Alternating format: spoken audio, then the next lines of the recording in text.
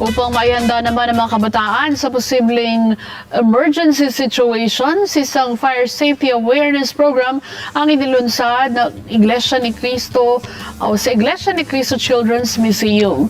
Tatagal ang aktibidad ng 3 araw na katatampukan ng mga kaalaman patungkol sa fire safety. Alamin natin ang report mula kay Erlo Bringas. Isang fire safety awareness seminar at program ang isagawa dito sa Iglesia ni Cristo Children's Museum para maihanda ang mga kabataan sa posibleng senaryo ng sunog o anumang uri ng emergency.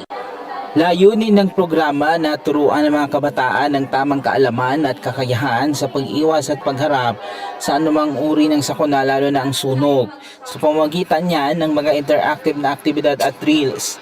Inilunsad ang aktibidad ng Iglesia ni Cristo na layong maturuan ng mga bata at madagdagan din ng kanilang kaalaman patungkol sa fire safety.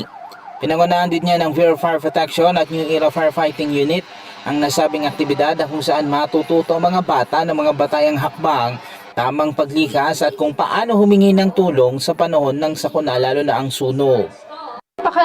Laking bagay po na katuwang po natin yung mga magulang sa ganitong mga aktibidad para kahit nasa bahay po sila, alam po nila na safe po yung mga bata in case na magkaroon ng emergency. Katulad po ng nababalitaan natin, di ba, sa labas na nagkakaroon po ng sakuna na involve po yung mga bata.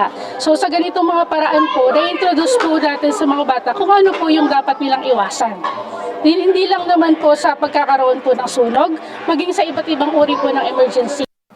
May mga demonstration din na itinuro na kung saan ipinakita dito ang tamang paggamit ng fire extinguisher at pagkilala sa mga posibleng sanhi ng sunog sa loob ng bahay.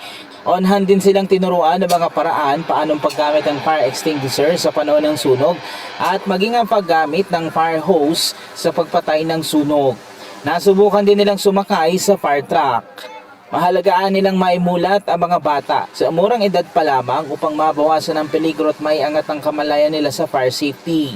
Ngayong buwan po sa diriwang po natin ng Fire Prevention Month, para sa mga magulang po, sa mga ganitong pagkakataon, wag po silang mag-atubili na isama po nila or i-join po nila yung mga anak sa mga ganitong aktibidad po.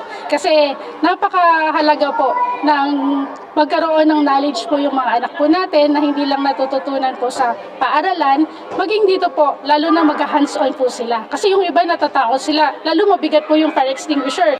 Para sa mag-asawang Vidal at Delia, sa bahay pa lang, tinuturo daw nila ang mga paraan kung paano makaiwas sa sunog. Ikinatuwa din nila ang inisyatibo dahil nakikita nilang kahandaan ng pagiging handa ng kanilang anak sa mga ganitong sitwasyon.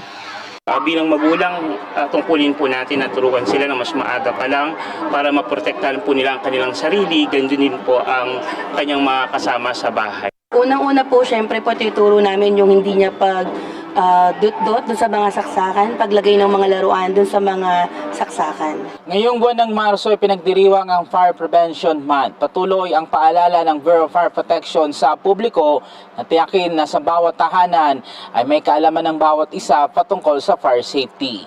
Erlo Bringas para sa Mata ng Agila, matatag, matapang, matapat.